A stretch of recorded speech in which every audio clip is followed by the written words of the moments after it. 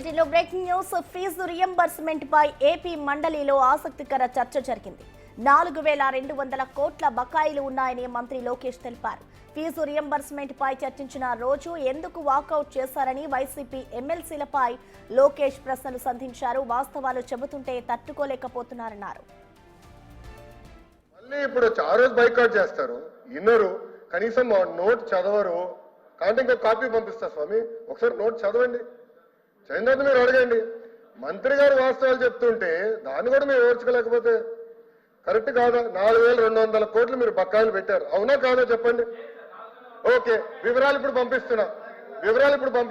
School fee reimbursement, PG fee reimbursement, అన్ని వివరాలు ఇక్కడ ఉన్నాయి. 4200 కోట్ల బకాయిలు పెట్టారు మీరు. 4200 కోట్ల బకాయిలు పెట్టారు. నంబర్ 1. నంబర్ 2 2019లో ఆనాటి ప్రభుత్వం ఏదైతే బకాయిలు పెట్టారో మీరు ఎప్పుడు చెల్లించారండి? 16 నెలల తర్వాత చెల్లించారు. 16 నెలలు వినండి, 16 నెలలు. ప్రభుత్వం వచ్చి 10 నెలలు అయింది. చెల్లిస్తాను నేను చెప్పా, హౌస్ సాక్షిగా నేను హామీ ఇచ్చా. చర్చలు మీరు లేకపోతే ఏం చేయాలి స్వామి? మీరు బైకాట్ చేస్తూ పోతే మమ్మల్ని ఏం చేయమంటారు? మీరు అడిగారు. విచిత్రం ఏంటంటే ఎడ్యుకేషన్ పైన చర్చకి మీరు అడిగారు. ఆ రోజు బీఎస్సీలో మీరు అడిగారు, మేము ఒప్పుకున్నాము, చర్చకు మేము సిద్ధానం. 3-4 గంటలు చర్చ జరిగితే మీరు లేకపోతే ఎట్లా? వాస్తవాలు ఏదైనా మీరు సిద్ధంగా లేకపోతే ఎట్లా? అది కరెక్ట్ కాదు.